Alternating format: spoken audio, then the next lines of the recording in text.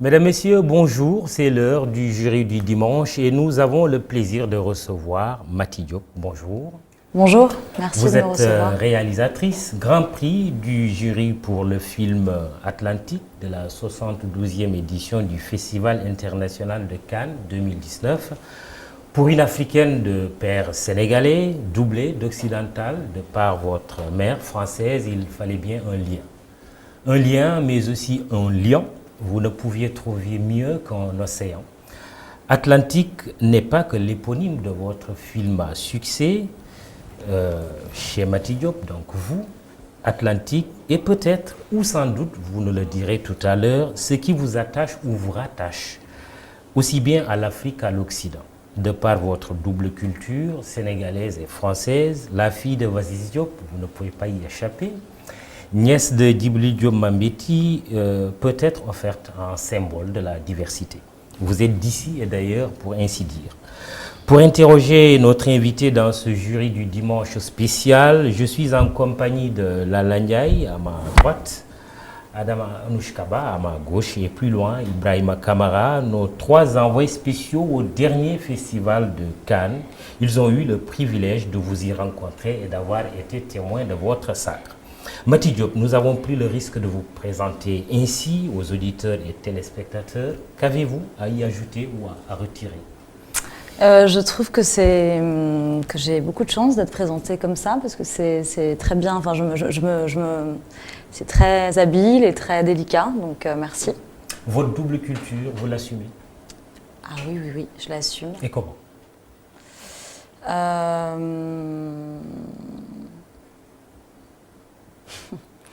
Alors vraiment de plein de manières différentes.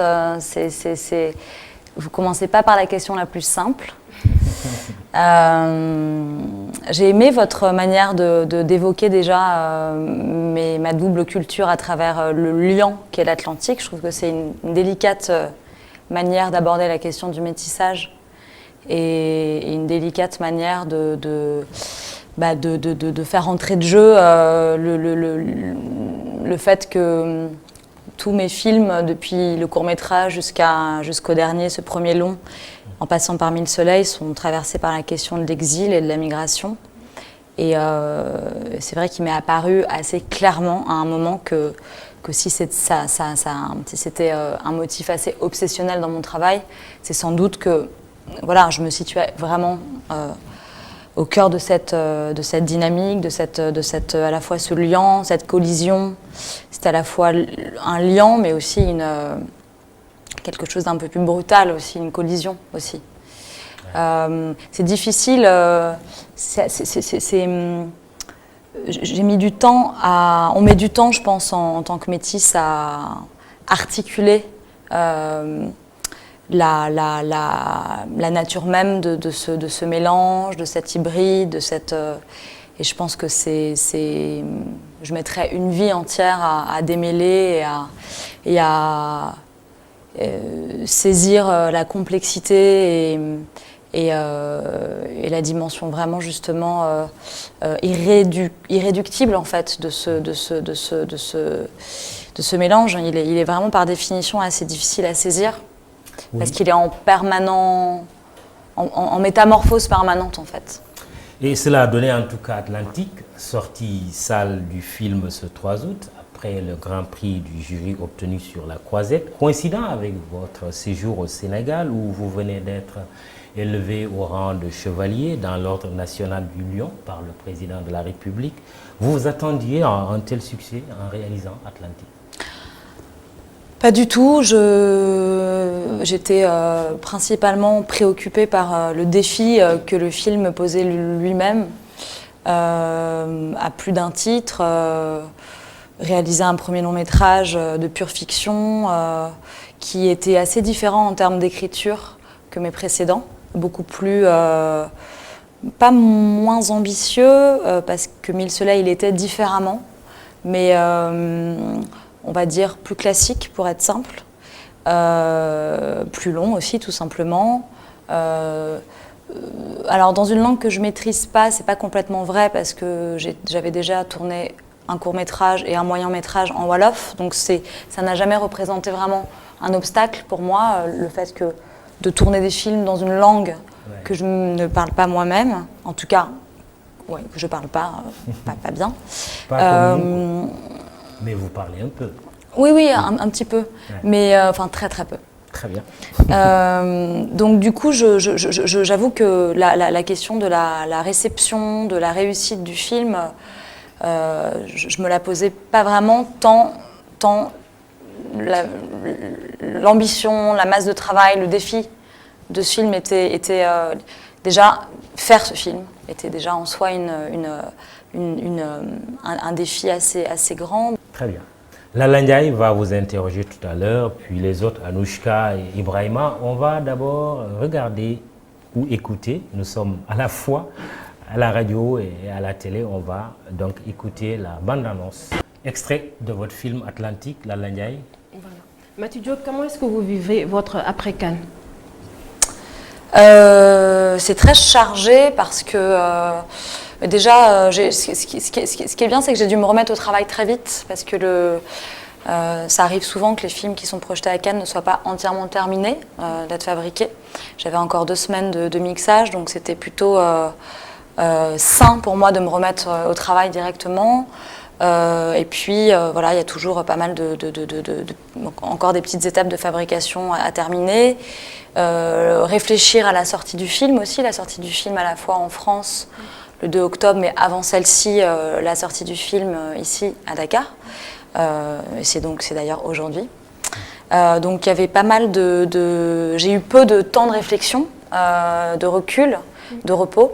Il a fallu vraiment enchaîner avec à la fois terminer le film et s'attaquer à des réflexions de taille, parce que sortir un film en salle, c'est pas simplement laisser les distributeurs faire leur travail. En tout cas, si ça peut être le cas, on peut complètement laisser les distributeurs s'occuper de la chose, mais en l'occurrence, en France, c'est assez rare qu'un film africain sorte en salle, un film comme celui-ci, et je tenais vraiment je tiens à réfléchir avec eux à la manière de toucher, en plus d'un public français, blanc, acquis à un certain cinéma d'auteur. Pourquoi la sortie d'abord à Dakar? Alors, excusez-moi, je vais juste terminer, parce que ce qui suit est très important. Oui. La question que je me posais, c'est comment atteindre un public noir, africain, noir ou d'origine antillaise ou africaine en France. Parce que c'est des situations... Enfin voilà, c'est assez inédit, je pense, dans la distribution. Pourquoi Dakar? Pourquoi Dakar? Parce que un film tourné à Dakar en Wolof, voilà, c'est tout simplement parce que c'est ici qu'il a été tourné. Et moi, j'étais assez soucieuse du fait qu'il rencontre le plus vite possible son public sénégalais. Bon, voilà, quand on a appris qu'on irait à Cannes, j'ai vraiment souhaité que au moins une projection soit donnée ici à Dakar le plus tôt possible pour pouvoir le plus vite possible partager le film avec un public sénégalais. J'ai malheureusement pas pu venir juste après Cannes. J'aurais beaucoup aimé profiter de ce moment de joie, de fierté, d'euphorie même, dont j'ai eu vent depuis Paris. Mais voilà, comme il y avait beaucoup de choses à terminer, je suis venue que maintenant pour la sortie. Mais et l'avant-première a lieu hier soir et c'était vraiment un très très grand moment pour moi, pour l'équipe et j'espère pour le public. Un moment que j'attendais vraiment avec impatience et surtout qui a énormément de sens. Et quel impact vous pensez que ce film aura sur votre carrière? Ce film, sa réception ou le fait de l'avoir fait Le fait de l'avoir fait, le succès autour. Le fait de l'avoir fait, ça me conforte dans l'envie, le désir de retourner au Sénégal, à Dakar. Je ne sais pas spécialement quand, comment encore. Et quant à sa réception au Grand Prix, évidemment, ça crée un accélérateur en termes de possibilités, une crédibilité aussi beaucoup plus importante et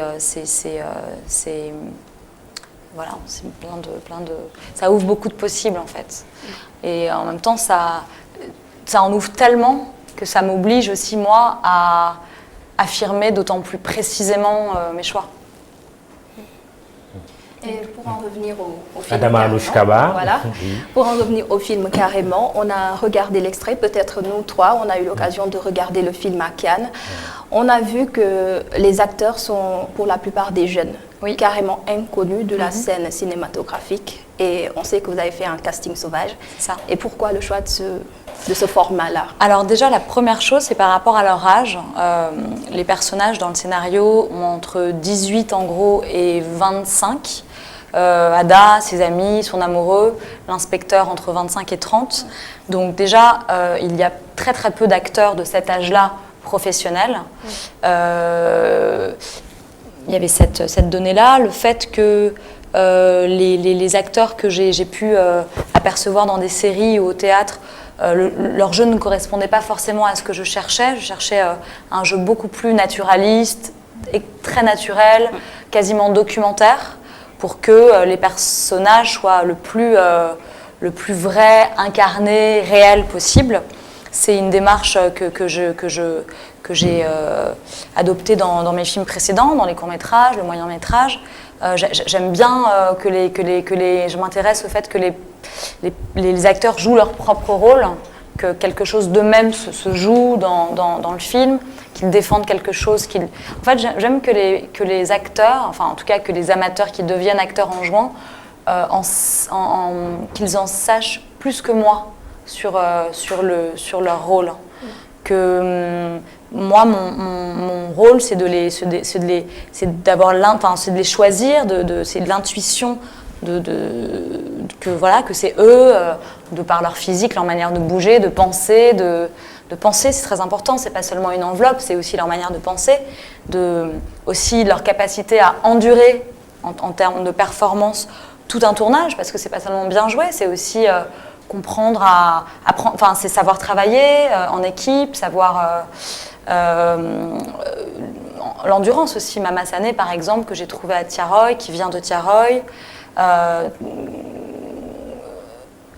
tenir le coup 7 semaines de tournage pour elle qui sur un rôle principal, c'était vraiment un défi. Mama Sané, c'est Ada. Mama Sané, c'est Ada, que j'ai trouvé à Tiaroy. Donc voilà, pour toutes ces raisons-là, je suis naturellement allée vers un casting sauvage. Et c'était pour moi le défi le plus grand du film, c'était trouver des personnes qui n'avaient jamais joué, qui allaient vraiment être capables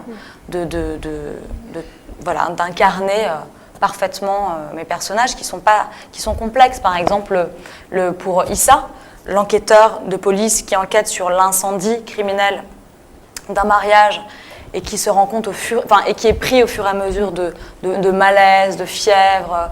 Il ne sait pas ce qui lui arrive. En plus, c'est quelqu'un d'extrêmement dans le contrôle, cérébral, qui n'aime pas que les choses lui échappent, qui a besoin de tout prouver et qui, paradoxalement, fait des malaises et subit des fièvres incompréhensibles. Il se rend compte que c'est pas physique, que le mal vient d'ailleurs, pour finalement se rendre compte que, je spoil complètement le film, qu'il est possédé par un esprit.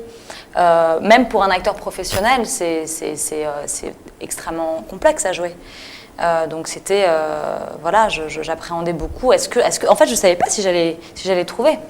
On ne sait jamais, et ça peut aller vite comme prendre des mois et des mois. J'ai trouvé la plupart des acteurs relativement vite, mais c'est Ada pour le rôle d'Ada, ça m'a pris beaucoup de temps. D'ailleurs, on se demandait si j'allais pouvoir trouver une adolescente dont les parents, la famille acceptent de la laisser jouer des scènes où elle embrasse un garçon, où elle fait l'amour avec son amoureux. Donc j'ai mis 7 mois à la trouver. Mais sur ce thème, critique, casting, qu'est-ce que vous me répondriez si je vous dis, Mathie, j'ai regardé votre film, mais j'ai eu du mal à comprendre entre un thème qui me paraît évident, l'immigration ou l'émigration, c'est selon, clandestine, le mariage forcé, d'autres scènes, M. Ndiaye, chef d'entreprise qui emploie des jeunes possédés par Dine Maïmouna. Alors, aidez-nous à comprendre votre film. Je pense que si quelqu'un me disait ça, si un spectateur me disait ça, je lui poserais à mon tour une question qui est, est-ce que dans sa manière d'observer le monde qui l'entoure, est-ce qu'après tout, on ne vit pas dans une société faite, composée de différents groupes de personnes, différentes classes sociales, différentes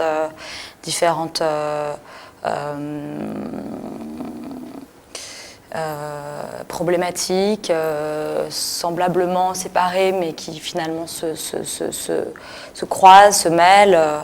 Le film propose vraiment des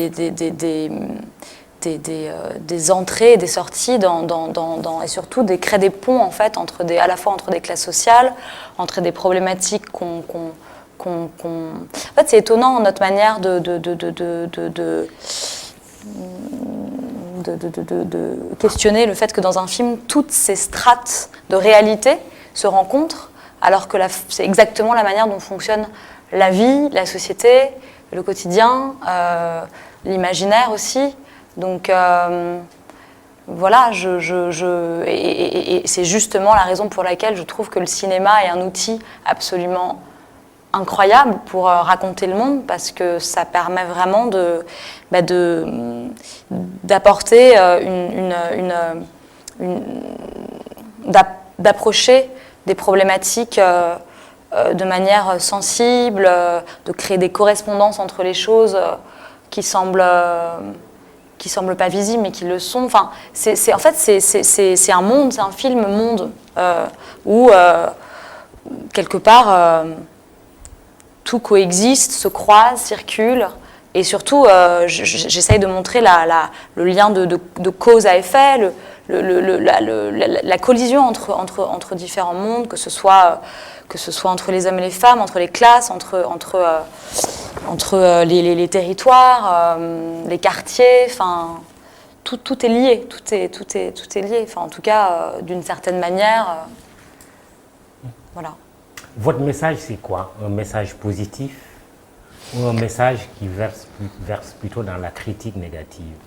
Alors, c'est une bonne question, parce que quand j'ai su que j'avais besoin de consacrer un long métrage à l'épisode que je contiendrais entre 2000-2012 en gros, cette première vague massive de départ d'une jeunesse depuis les côtes sénégalaises vers l'Espagne, cette période-là, pour moi, c'était clair que j'avais besoin d'y consacrer un film.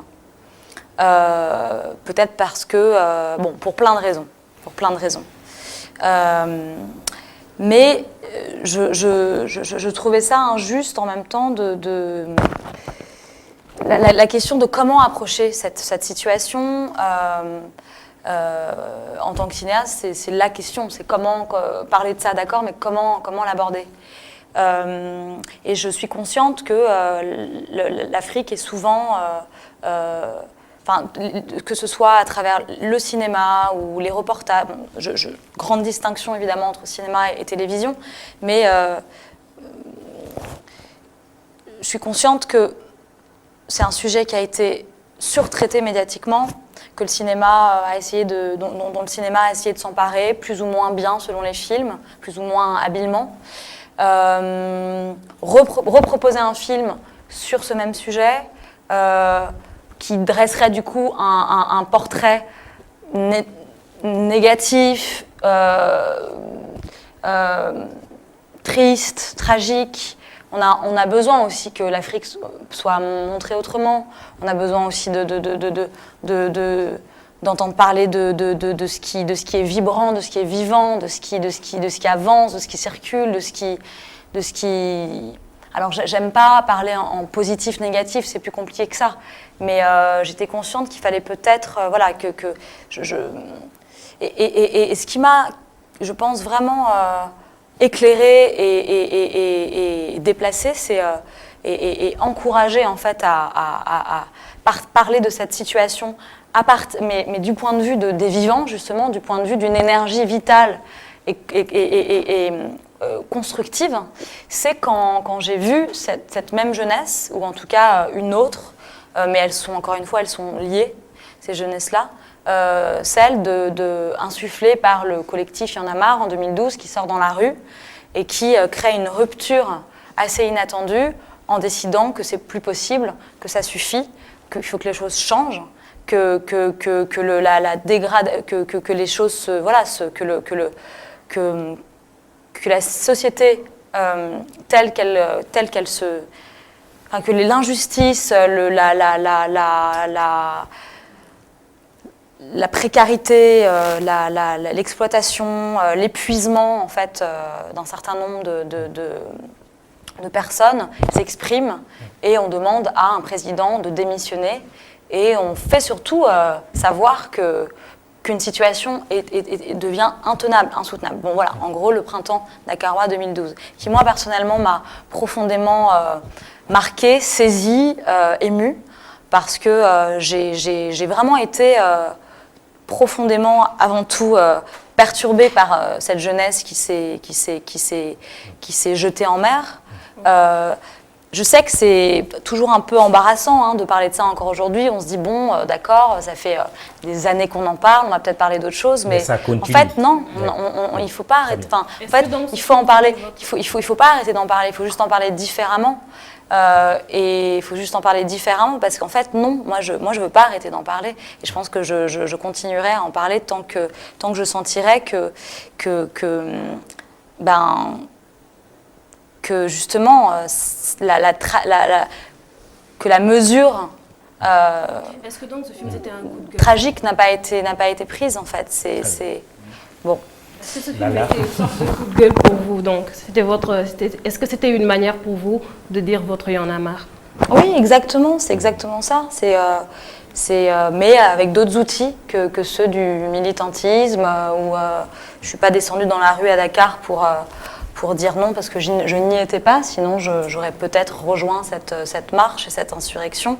Je ne pense pas que je m'en serais sentie je me serais pas sentie très légitime, je pense, à descendre dans la rue à Dakar, parce que mais j'ai décidé d'utiliser mes propres outils, ceux du cinéma, et de me joindre à ma manière à cette... Ibrahima Kamara qui n'a pas encore parlé Oui, dans ce jury du dimanche. Ibrahima Kamara. Alors, est-ce que votre rapport avec votre père, Oasis Diop, a joué un rôle dans votre vocation artistique? Absolument. Je rappelle que, comme souvent les gens confondent, on pense que je suis la fille de Djibril. Donc moi, je suis la fille de Oasis Diop, le frère de Djibril Diop Mbeti. Oui.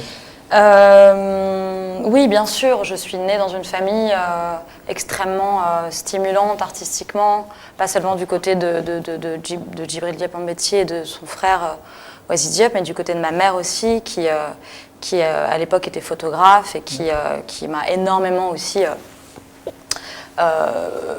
transmis artistiquement. Oui, bien sûr. Alors déjà, j'ai baigné dans sa musique. D'ailleurs, chez moi, chez nous, c'était en partie un studio de musique.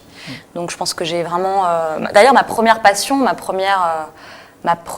c'est la musique. Je voulais devenir musicienne et chanteuse. Je pense que j'ai une manière très musicale, j'ai une manière d'aborder le cinéma de manière très musicale. Mais c'est aussi le rapport au Wolof, je pense. Je me rends de plus en plus compte à quel point, sans parler nécessairement la langue, puisque mon père ne me l'a pas transmise, j'ai énormément écouter sa musique. J'aime beaucoup la musique de mon père, et c'est vrai qu'en même temps c'est étonnant parce que je ne comprends pas le sens des paroles, mais le Wolof m'a été transmis de manière musicale justement. Je ne comprenais pas le sens des paroles, mais j'ai énormément écouté ces paroles et que j'ai adopté comme une musique en fait. Et pour finir, la bande son de Yen reste pour moi l'une des œuvres musicales qui aura le plus influencé ma sensibilité. Je considère que c'est une grande bande-son dans l'histoire de la musique au cinéma, et il y en a pas plein, mais quelques autres qui m'ont beaucoup marqué aussi. Je suis très attachée à l'idée du couple aussi réalisateur-musicien. Je trouve que c'est quelque chose qui me fait absolument rêver, quoi, comme duo, comme collaboration. Alors, Mati Diop, invité du jury du dimanche, on va poursuivre bien entendu cette émission, mais j'aimerais qu'on écoute Alioune Diop, qui est un journaliste culturel. Oui. Vous interpellez justement sur le casting, sujet posé tout à l'heure par Adam Anouchkaba, mais aussi sur les situations qui vous auraient inspiré. Alioune Diop, que nous allons écouter en audio. Okay. Mati, on sait que le chantier dont il est question dans le film Atlantique, c'est la tour que Kadhafi voulait construire au Sénégal.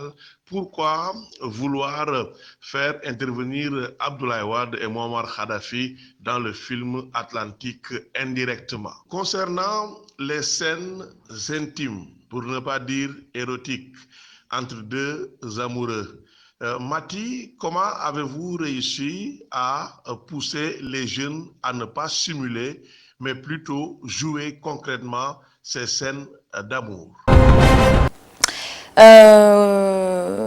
J'ai découvert l'existence de ce projet, donc, qui est resté à l'état de projet, puisque Kadhafi s'est fait abattre et Wade invité à démissionner. Mais ils avaient un projet ensemble. Et justement, ce projet devait, pendant que la jeunesse sénégalaise, une partie de la jeunesse sénégalaise se jetait en mer,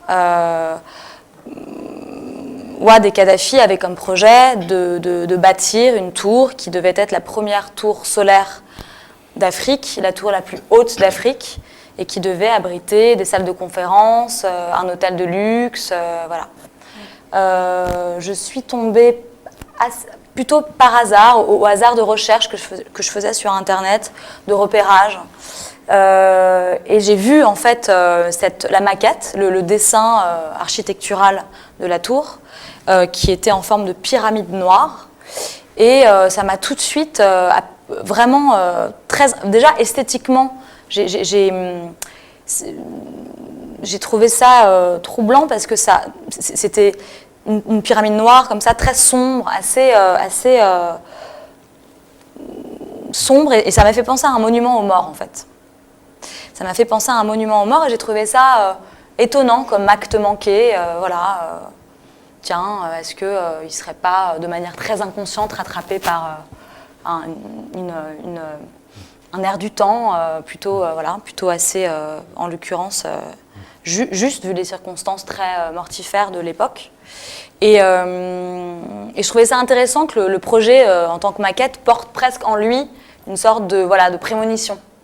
J'ai trouvé ça intéressant, et puis j'ai trouvé ça intéressant aussi de faire exister un projet qui n'a pas eu lieu dans le réel, de le faire exister dans une fiction. Il se trouve qu'en termes de projets architecturaux et de projection dans le futur, de toute façon, on n'était pas loin de Diamniadio, puisque quelques mois après, j'apprenais l'existence d'une ville future qui allait s'appeler Diamniadio. À l'époque, on commence, il y a 5-6 ans, on commençait à en entendre un peu parler. Et j'ai trouvé que ce serait pertinent que les ouvriers du chantier d'une ville future ne soient pas payés et que ça les oblige à partir en mer. Et je trouvais ça intéressant que ce soit dans une ville du futur, fortement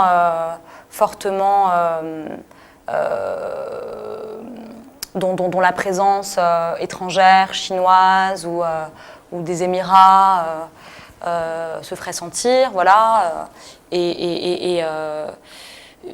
Voilà, je trouvais que c'était intéressant que la tour que construisent ces jeunes hommes de maintenant soient les premières pierres d'une tour de la ville future. Voilà, c'est parti de là. Une tour qui a pris feu après dans le film. Une tour qui a pris feu. Une tour que les revenants menacent de faire brûler si les salaires qu'on leur doit ne sont pas rendus. Ouais, on a l'impression d'entendre un détecteur de fumée dans le film qui se déclenche. Ouais. Et, une manière de signaler qu'il y a le feu qui est déclenché dans la tour. Oui, absolument. Oui, les scènes. Et la deuxième question, Oui, qui les concerne scènes justement les érotiques, scènes oui. osées. Oui. Oui, alors comment est-ce que j'ai accompagné les acteurs à... c'est vraiment je dirais que c'est moins un travail dans le sens besogneux du terme qu'un rapport de confiance qui se crée petit à petit avec les acteurs. J'ai pas caché, j'ai tout de suite annoncé la couleur aux acteurs, évidemment. Je leur ai, à Souleymane, à Ada, pour les rôles de Souleymane, Ada et Dissa, je leur ai annoncé tout de suite qu'il y aurait des scènes de baiser, une scène d'amour, et que pour ces scènes-là, j'aurais besoin que ce soit sensuel, que ce soit charnel, que ce soit incarné. Et ça passe par des discussions, savoir comment eux se sentent par rapport à ça. Après, quelque part, il n'y avait pas non plus de quoi... Moi, j'estimais qu'il n'y avait pas forcément de quoi en faire toute une histoire non plus, puisque ce que je leur proposais était tout à fait, à mon sens, honnête et cohérent par rapport à l'histoire du film, mais surtout, en fait, leur faire comprendre, et c'est ça mon rôle en tant que directeur d'acteurs, c'est de leur faire comprendre ce qu'ils jouent, et qu'est-ce qu'ils jouent, et de les faire participer à la réflexion des personnages. Pourquoi est-ce que Ada et Souleymane s'embrassent de cette façon? Parce qu'ils s'aiment profondément, qu'ils se désirent, et que ça, n'importe qui dans cette salle, dans cette pièce, sait de quoi on parle. Dans une société sénégalaise, est-ce que vous avez des appréhensions que ça puisse être négativement interprété? Mais je reviens aux personnages, pas à la société en général. Je reviens aux personnages, à leurs affects, à leurs émotions, à leur sensibilité, à leur particularité, à ce qui fait qu'ils sont uniques, en fait, et complexes. Ouais. Et en même temps, la dimension universelle de leur jeunesse, de leur désir. N'importe quel adolescent sur Terre, en Chine, au Sénégal, en Chine, en passant par la Russie ou les Comores, enfin n'importe quel adolescent se reconnaîtrait dans ces scènes. Et je pense que justement que le cinéma sénégalais ou africain mérite d'avoir sa scène d'amour, sa scène de baiser, sa scène de... Moi, c'est même pas le cinéma qui le mérite, c'est les spectateurs. J'avais envie d'offrir aussi à un certain public, à une certaine génération, la chance de pouvoir se voir, en fait, se voir sur un écran. Et vous n'aviez pas un peu peur de la réaction du public qui s'est enflammée, en fait, pour J'en avais pas peur, mais j'en avais pas peur, mais j'ai fait attention à ce que le message que c'est un mot que vous me faites dire, même si je ne suis pas très sensible au mot message, parce que ce n'est pas des messages que j'envoie, c'est plutôt un dialogue que j'essaye de créer avec le public. Mais bon, on peut l'appeler message, après tout, c'est pas un problème. En tout cas, j'ai perdu le fil, pardon. Sur la réaction du public. Ouais. Le message. Oui, pardon, non, non, mais ça va revenir, mais comme j'ai digressé, j'ai perdu le fil, c'est dommage parce que j'y tenais. Oui. Ça va revenir. Par ailleurs, ça va revenir et oui. Oui, a-t-il été facile de faire jouer ces novices du cinéma? Non, pas du tout, pas du tout. C'est tout sauf facile de faire un film. C'est ni facile d'écrire, ni facile de faire un casting, ni facile de mettre en scène, ni facile de faire un montage. Rien n'est facile du tout dans la création, dans le cinéma, Non, c'est pas nécessairement difficile, mais c'est éprouvant, c'est fragile. Oui. Parce que nos outils, ce sont nous-mêmes en fait.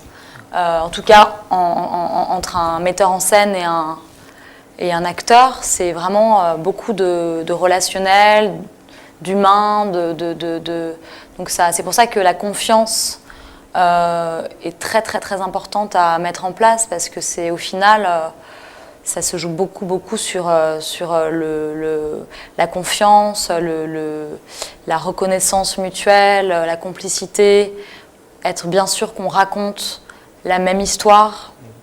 Et c'est aussi une affaire de miroir en fait, c'est de miroir, de dialogue quoi, donc c'est très délicat, c'est très fragile, ça demande beaucoup de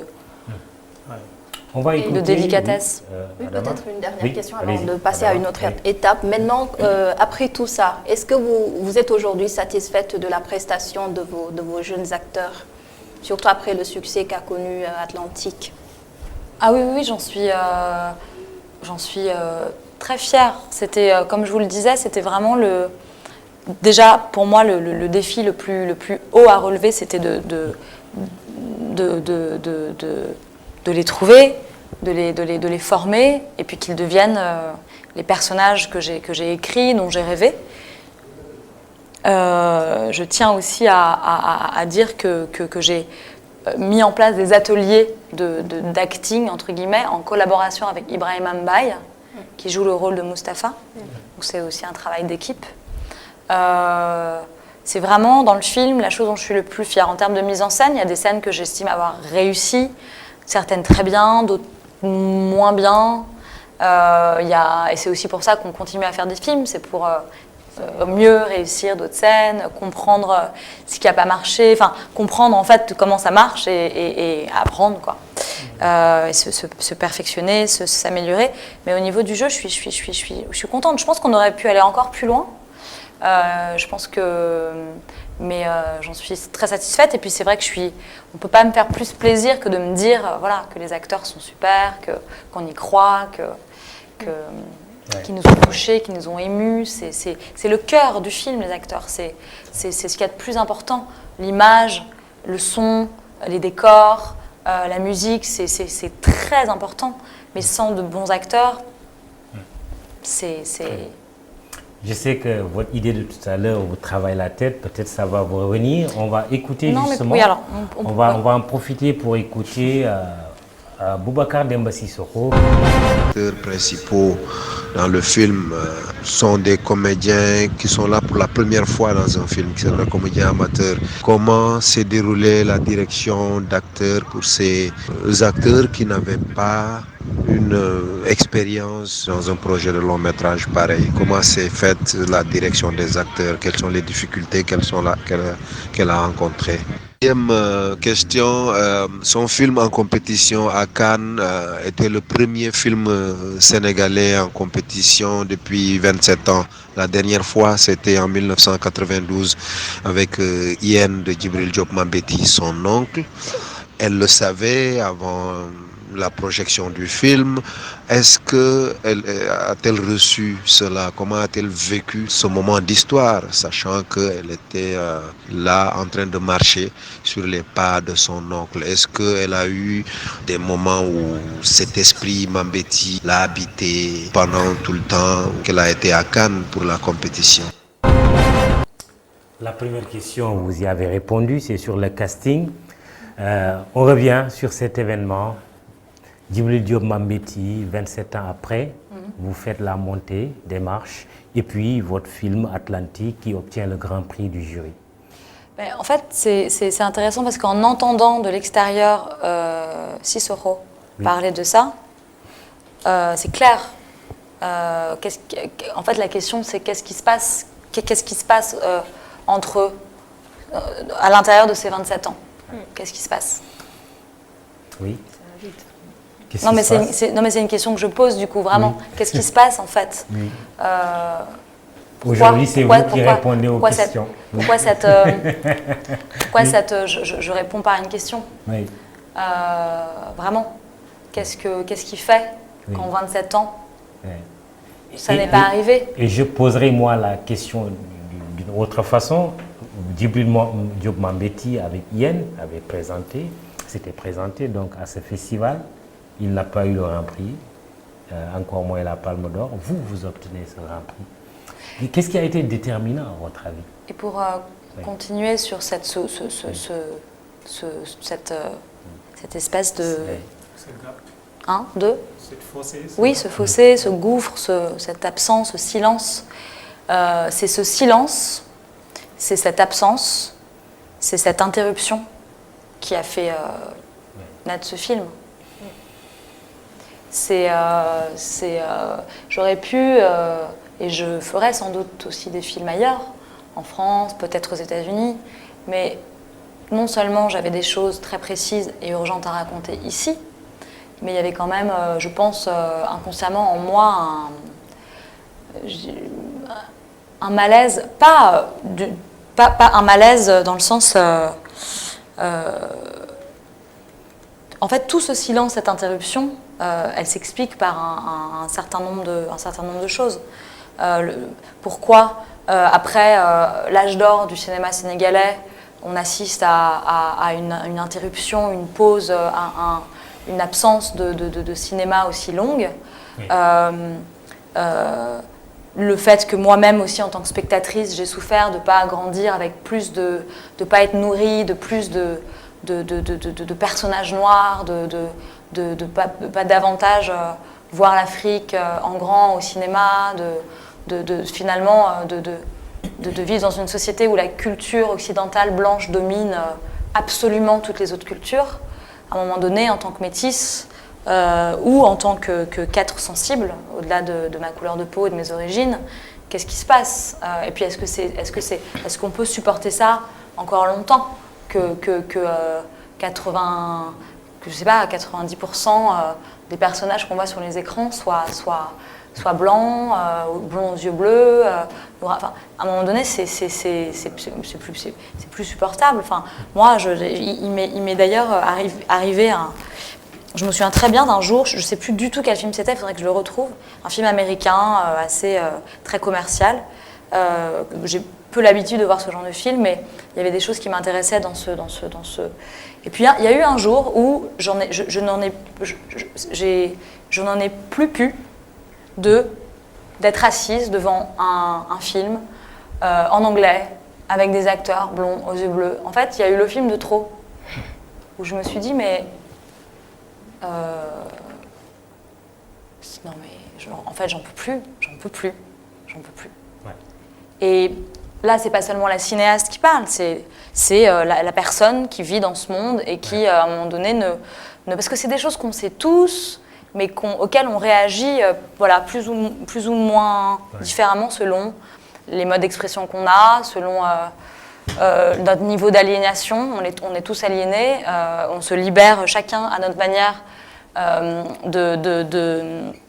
d'une certaine domination culturel, d'un certain impérialisme culturel. Voilà, chacun son processus de résistance et de réveil par rapport à ça. Mais moi, mon envie de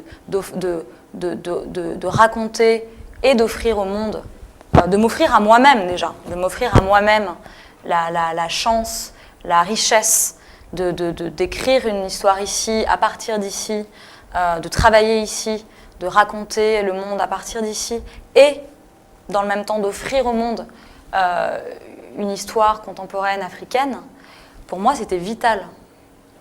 Et qu'est-ce qui a été, si vous permettez, qu'est-ce qui a été déterminant dans Atlantique pour avoir ce Grand Prix du jury? Mais je ferai remarquer en même temps que vous n'avez pas obtenu la Palme d'Or. Ça vous a frustré?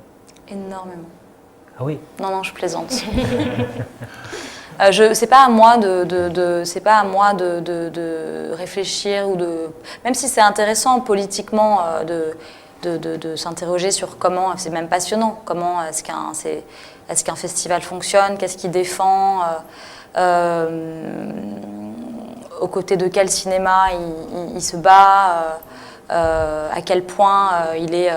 parce que les programmateurs jugent nos films mais nous aussi, cinéastes, on juge la manière dont les programmateurs travaillent, dont les journalistes écrivent sur nos films, dont nous aussi, on a évidemment une réflexion là-dessus.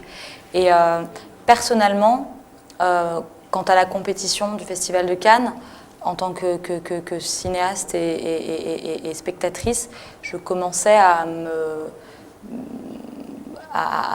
trouver que le cinéma devenait, le cinéma en tant qu'art, devenait de moins en moins le sujet principal de ce festival.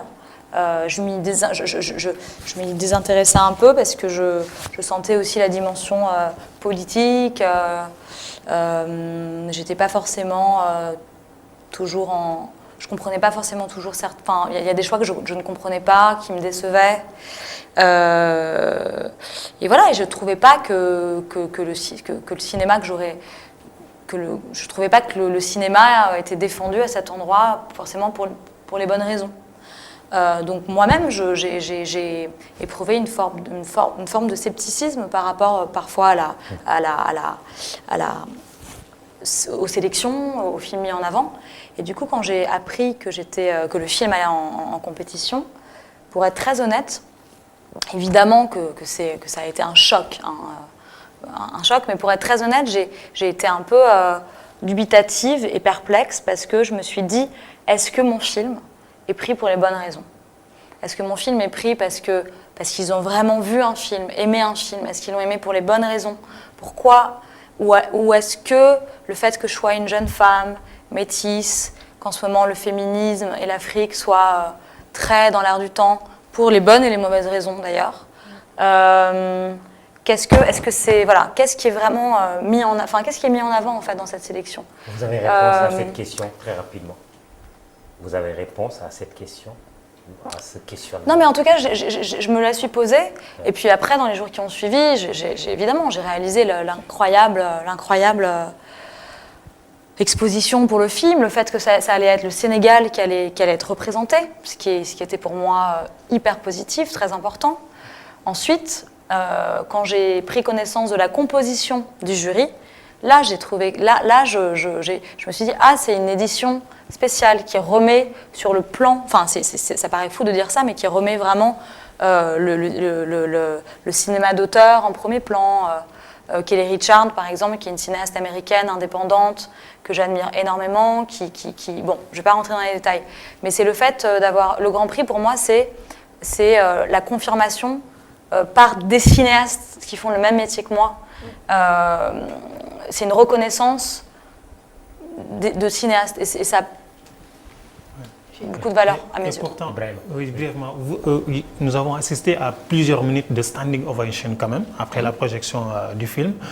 Mais quelle a été la plus grande difficulté pour réaliser ce film? Pour vous, ici à Dakar? La plus grande difficulté... Alors, ça n'a rien à voir avec... Mes difficultés n'ont rien eu à voir avec Dakar, oui, ni avec l'équipe sénégalaise, ni avec Dakar en tant que tel, parce qu'on s'imagine que tourner à Dakar, ça va être 10 fois plus difficile qu'ailleurs à cause de pas mal de clichés, les embouteillages, la soi-disant indiscipline des Sénégalais, dont les Sénégalais parlent beaucoup eux-mêmes.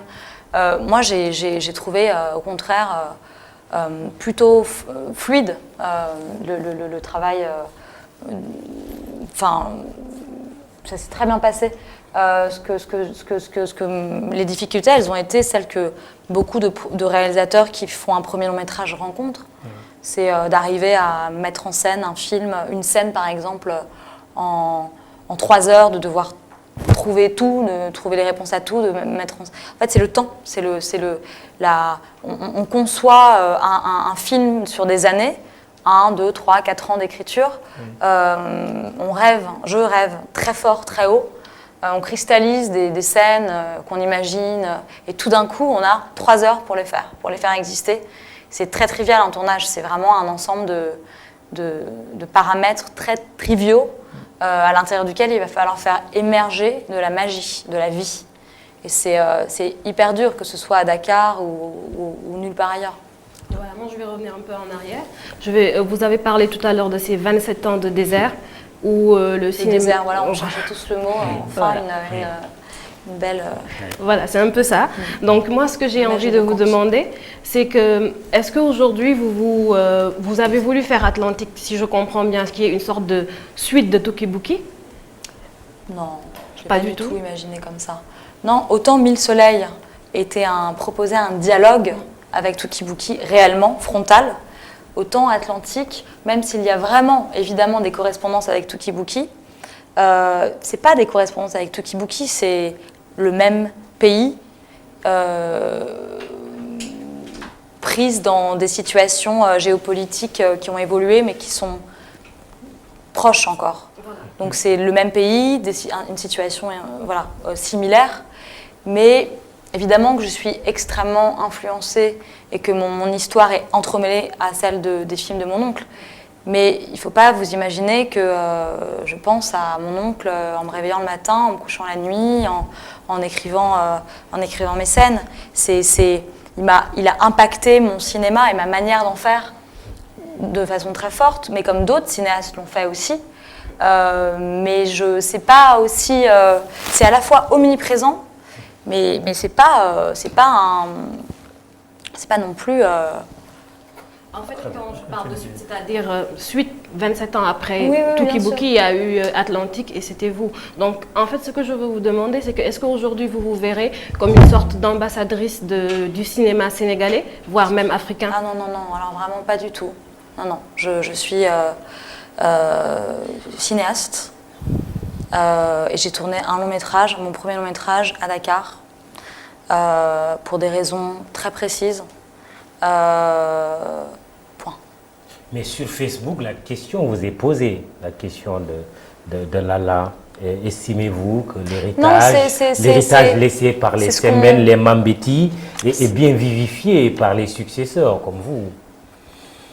Oui, l'héritage, je l'assume. L'héritage, je l'assume et je le. Est-ce que je le revendique? Je suis pas quelqu'un de vraiment dans la revendication, mais je l'assume. J'estime avoir une chance inouïe d'être née dans cette constellation familiale. Et j'ai aussi la chance de le porter de le prolonger en étant qui je suis, avec mes outils, les outils de ma génération, ma personnalité, la multitude de mes références. Quand je dis la multitude, c'est qu'elles ne sont pas simplement celles qu'on évoque, les films de mon oncle, la musique de mon père, Dakar.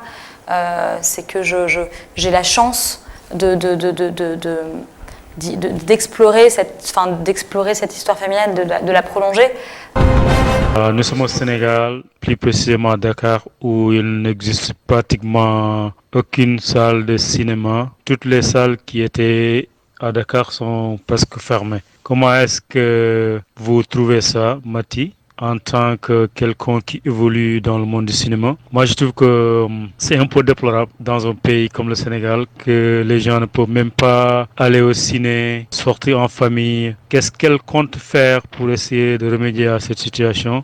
Ma question est la suivante, c'est-à-dire on a fait une remarque ici au Sénégal, on parle beaucoup de séries télévisées, d'accord? Et ces séries télévisées-là ne sont-elles pas des menaces pour le cinéma africain? La première question, alors... c'est ce que je partage son désarroi et son amertume et ça rejoint complètement ce dont on parlait sur ce fameux désert. C'est la même chose, c'est pas de film, très peu de films,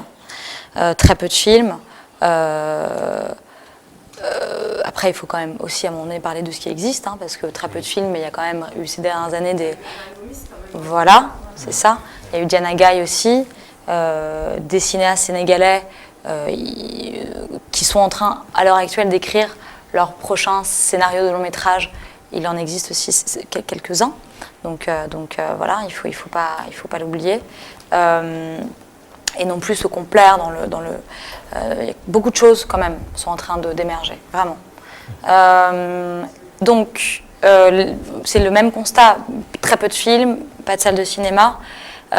Sauf que, comme je le disais en présentant Atlantique tout à l'heure à Canal Olympia, au moment où j'ai commencé à écrire ce film, en effet, il n'y avait plus de salles à part, je pense qu'à part le théâtre Sorano. Oui, voilà, et c'était terrible. Enfin, c'était l'écran noir, quoi. L'écran noir, ouais. Enfin, Ouais. oui. Absolument. Compliqué. Et puis les séries, vous. Mais aujourd'hui, il y a 2 salles de cinéma. Oui. Alors après, d'où elles viennent, c'est une autre histoire. Ouais. Mais non, mais c'est vrai, c'est parce que c'est des questions aussi. Hein. Enfin, mais quand même, en tout cas, Atlantique sort en salle dans deux salles de cinéma. C'est une bonne nouvelle. Là, à l'heure où on se parle, des spectateurs sont en train de regarder Atlantique dans une salle de cinéma. Donc il faut aussi voir ce qui existe. Et par rapport aux séries télévisées, oui. Alors moi Est-ce qu'elle tue le cinéma ou c'est plutôt une opportunité, surtout dans la perspective, parce que c'est un projet de l'État, d'une cité du cinéma, d'un centre national du cinéma? Alors moi je ne pense pas que ce soit la série en tant que telle qui tue le cinéma du tout, mais la qualité de ces séries. Après, je ne veux pas m'avancer non plus trop parce que je ne suis pas une experte des séries télévisées sénégalaises. J'en ai regardé quelques-unes pendant que j'écrivais par curiosité, à la fois pour voir surtout de quoi on parlait dans ces séries. Et puis pour voir un peu peut-être des actrices, des acteurs. Alors comme c'est en Wolof aussi, j'étais un peu démunie. Mais bon, j'ai quand même un peu senti de quoi il s'agissait, tout ça. Moi, je trouve qu'au contraire, la série, dans le format de la série, le dispositif, le fait que ce soit des histoires qui rentrent dans les foyers, je pense que c'est un outil absolument génial, au contraire, pour parler pour la proximité, la proximité avec le public, elle est géniale, elle est beaucoup plus forte que les gens sont plus devant leur télé ou devant leurs petits écrans qu'au cinéma. Oui. Donc moi je pense qu'il faut encourager, c'est pas remettre en cause la série en tant que telle, oui. Mais c'est le contenu, c'est la qualité des scénarios, la qualité du jeu d'acteur, de mise en scène, c'est tout ça en fait. C'est justement ma question, la qualité du jeu d'acteur. En même temps, quand vous avez eu besoin de faire Atlantique, vous avez préféré prendre le risque de faire un casting sauvage. Oui, bien sûr, parce que je suis pas sensible à la manière de jouer dans les séries que j'ai vues. Non, ce qu'il faudrait, c'est réussir à faire du cinéma pour la télé, enfin du cinéma. En tout cas, à proposer des histoires. Parce que je pense qu'en termes de contenu, il y a des choses intéressantes. Enfin, encore une fois, je ne m'y connais pas assez bien, hein, mais j'ai l'impression que ça reflète souvent quand même assez précisément les mœurs, les problématiques qu'on retrouve dans la société. Et d'ailleurs, moi je trouve que les séries, c'est presque enfin bon, c'est un drôle d'exemple, mais ça me fait penser à la place des tragédies grecques. Il y a une dimension cathartique aussi, où le public se reconnaît vraiment dans des problématiques politiques. Est-ce que vous comptez continuer l'aventure avec ces jeunes qui actuellement sont... Les acteurs de mon film ? Oui, dans le cinéma. C'est vraiment des questions que je me pose. Vous me demandiez à quoi ressemblait mon après-Cannes. C'est aussi ces questions-là que je me pose, évidemment. La suite, que faire maintenant que tout ça a été, parce que c'est pas seulement le film qui existe, c'est une nouvelle génération, enfin une nouvelle génération, c'est peut-être un petit peu ample, mais une troupe, en tout cas d'acteurs, est née.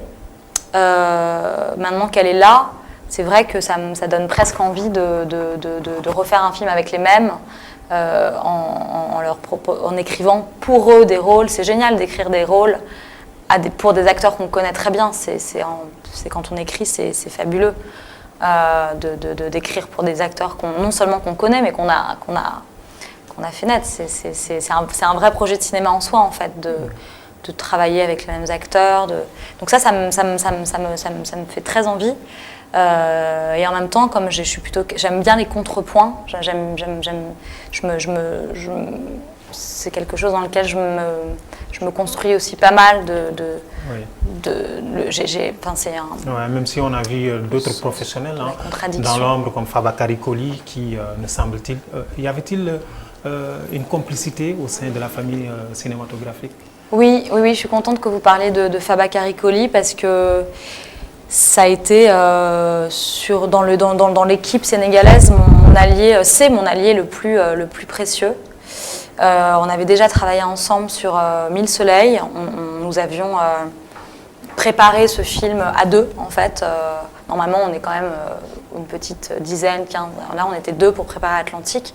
Donc, ça crée des liens. Et Fabakary, c'est quelqu'un que je respecte énormément. Fabakary Asimbi Koli, pardon, c'est quelqu'un que je respecte énormément, qui a une vraie vision des choses, une observation de la société sénégalaise très lucide. Très lucide. C'est quelqu'un de très lucide et la lucidité, c'est important. Pour la fin, Mati, on va justement regarder un micro-trottoir que Ibrahima Kamara a réalisé dans les rues de Dakar. Ce que les Dakarois, les Sénégalais, pensent de vous. Demander aux Sénégalais qui est Mati Diop ne fait pas trop réfléchir certaines personnes. Non, Mati Diop. Mati Diop. Mati Diop. D'autres remontent à Djibril Diop Mambéty pour faire le lien et retrouver la mémoire. Mambéty, Djibril Diop Mambéty, mais franchement. Même si certaines ne la connaissent pas, d'autres l'ont découvert par les médias, nous disent-ils. Bon, juste que j'ai eu des échos par rapport à des informations à la radio. C'est une cinéaste qui a été primée lors des festivals de Cannes. Je ne la connaissais pas avant cela. Et c'est une bonne chose pour le cinéma sénégalais et je pense que ça va booster aussi le secteur. Oui, Mati Diop, oui, je le connais bien, étant vraiment africain, sénégalais, et puis voilà, on est vraiment content de lui, quoi. Ce prix, c'est un succès vraiment grandiose, vraiment. Oui, parce que il a mené un trophée vraiment, et puis pour le Sénégal, hein. Oui, c'est à saluer, quoi. Cette étudiante apprécie et encourage le travail de la réalisatrice lors du dernier festival international de Cannes. J'ai une fois vu une image d'elle aussi. On m'a parlé d'elle par rapport à sa participation au festival du Cannes. Déjà, c'est une fierté pour nous déjà, parce que festival de Cannes, j'entendais comme ça, je ne savais pas. Donc quand on m'a dit déjà que c'est une Sénégalaise, ce fut vraiment un plaisir pour moi. Donc j'aimerais juste qu'on l'encourage et qu'on encourage aussi les autres Sénégalais qui sont dans ce domaine. Voilà, parce que le cinéma au Sénégal, c'est pas fameux quoi, par rapport aux autres, on peut dire. Donc c'est ça quoi. Voilà, étant une femme aussi, c'est vraiment l'apothéose, je peux dire, pour moi, parce que j'aimerais bien aussi dans mon domaine décrocher comme elle a fait. Donc je peux dire que c'est une référence pour moi. Ouais.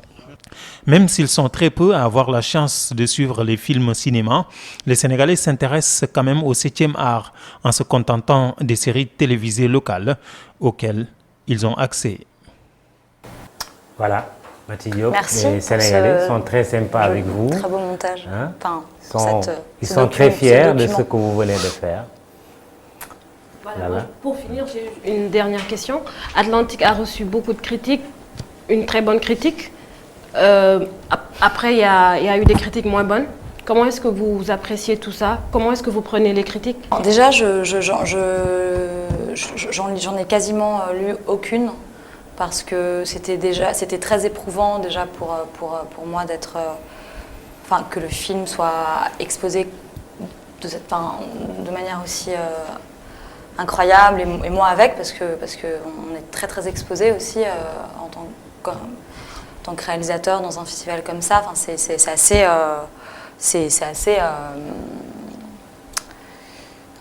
c'est particulier. Je m'y attendais. Quand on va présenter un film à Cannes en compétition, évidemment, on s'attend à ça, mais c'était une... Voilà, je l'avais jamais vécu, donc c'était particulier. Mais les critiques, donc on n'a pas le temps. Enfin, moi, j'ai pas le temps de les lire. À Cannes, c'est pas une histoire de temps, c'est une histoire de disponibilité. Si en plus de se confronter son film à un premier public à Cannes, avec tous les enjeux que ça implique, intégrer se confronter aux critiques, en plus, c'est quasiment inhumain. Enfin, c'est trop. Ça vous aurait frustré? Non, mais c'est trop tôt. C'est presque pas possible psychiquement en fait, il faut que vous ayez en tête que en tout cas, en ce qui me concerne, et c'est souvent le cas, quand on montre un film à Cannes, en général, on vient à peine de le terminer. Et c'est déjà assez brutal de ne pas avoir un temps déjà de décompression après avoir fini un film, parce que c'est 5 ans de travail en ce qui me concerne. Donc le montrer tout de suite, déjà, c'est formidable, mais c'est éprouvant. Si en plus on doit emmagasiner, prendre connaissance de tout ce que les journalistes pensent du film tout de suite, immédiatement, c'est compliqué. Après, je pense qu'il y a plein de réalisateurs qui lisent toutes les critiques dès qu'elles arrivent et tout. Moi, je ne peux pas faire ça tout de suite. Je le ferai dans un deuxième temps. Et pour finir, pardon pour la longueur de mes réponses, les critiques, c'est pas on est content parce qu'une critique est bonne ou pas content parce qu'une critique est mauvaise. C'est un petit peu plus compliqué que ça. Il y a parfois, alors évidemment qu'il existe quelques critiques positives ou une manière que peut avoir un journaliste de parler d'un film qui tout d'un coup va être très très émouvant pour nous, parce qu'on va se sentir compris, on va se sentir compris, et c'est immense de se sentir compris. Donc ça arrive parfois. Après, il arrive aussi qu'on ne soit pas forcément content des raisons pour lesquelles un journaliste aime notre film. On se dit, oui, il aime, mais il n'a pas vraiment forcément saisi la complexité de mon film. Et puis je pense que voilà, c'est intéressant aussi de lire des critiques négatives. Parce qu'il faut qu'on termine. Ma question pour finir, c'est de savoir si Mati Diop, elle est féministe. Peut-être parce que dans le film, on ressent une certaine diversité, un certain engagement qui a été exprimé dans le film également, de jeunes femmes qui peut-être essaient de s'affirmer dans leur manière de s'habiller, sans peut-être tenir compte d'une société assez conservatrice, la cigarette, l'alcool, les sorties. Est-ce cela dire que vous êtes quelque part féministe? Oui, je suis féministe. Après, j'ai pas c'est assez étonnant de tout d'un coup, alors que je suis une femme, que je suis une femme et que c'est étonnant de s'entendre dire à un moment donné je suis féministe. Enfin, vous m'auriez pas posé la question il y a 6 ans par exemple, parce qu'en ce moment il y a vraiment de nouveaux visages du féminisme, et d'ailleurs il y en a beaucoup, et c'est un terme que je trouve qu'on utilise beaucoup en ce moment et qui est compliqué, parce qu'il y a plein de manières, il y a différentes manières d'être féministe selon l'endroit d'où on vient, la culture à laquelle on appartient, sa classe sociale. Enfin, en tout cas, c'était important. J'ai du mal à dire que je le suis féministe, mais pour moi c'est presque une évidence. Je suis une femme, je fais des films. Mon personnage principal s'émancipe d'une certaine condition, d'un certain poids culturel, familial. Donc je le suis absolument. Après, je le suis à ma manière. Alors, nous avions vu toute dernière. Ladjli, qui est franco-malien, qui a remporté le prix du jury au Festival de Cannes, mais qui est allé sous la bannière de la France. Avez-vous eu un petit moment d'hésitation pour choisir le Sénégal?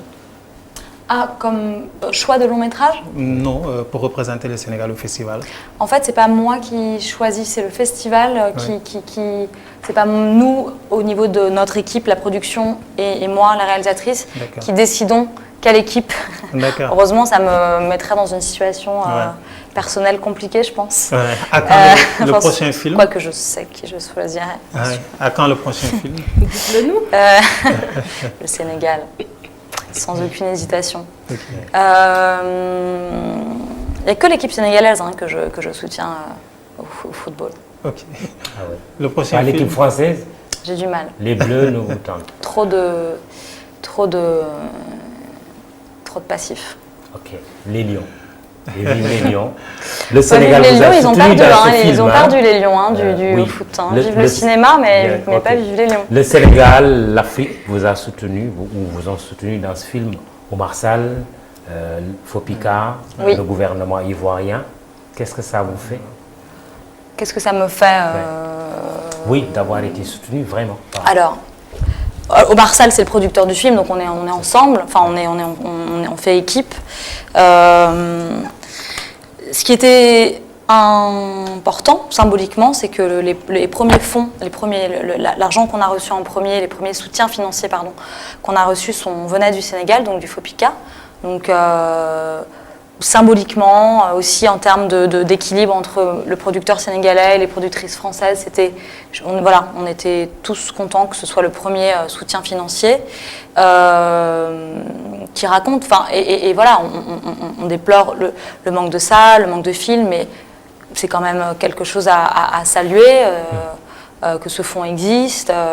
Il pourrait y avoir plus d'argent, et c'est ce que plusieurs cinéastes qui ont été décorés à mes côtés au palais présidentiel par le président Macky Sall ont demandé au président d'augmenter le montant du fonds de soutien, donc il pourrait être plus généreux, mais il existe, et on n'aurait pas pu faire ce film. 2 milliards actuellement, 2 milliards francs CFA.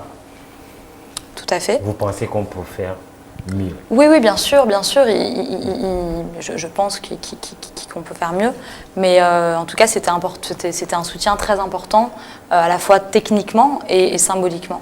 Voilà. Ibrahima Kamara vous demande à quand le prochain film. On s'en arrête là. Ibrahima, je pose votre question. À quand votre prochain film? J'aimerais vous dire à très vite, mais je suis déjà tellement... je suis encore... très regardez, on parle que d'Atlantique, ensemble, je veux dire. Non, c'est un film, ça s'arrête pas au moment du final cut. On l'accompagne de nombreux mois en promotion, et c'est vraiment un travail à part entière. Mais je commence à réfléchir à des choses, à la géographie, aux histoires, aux acteurs, voilà,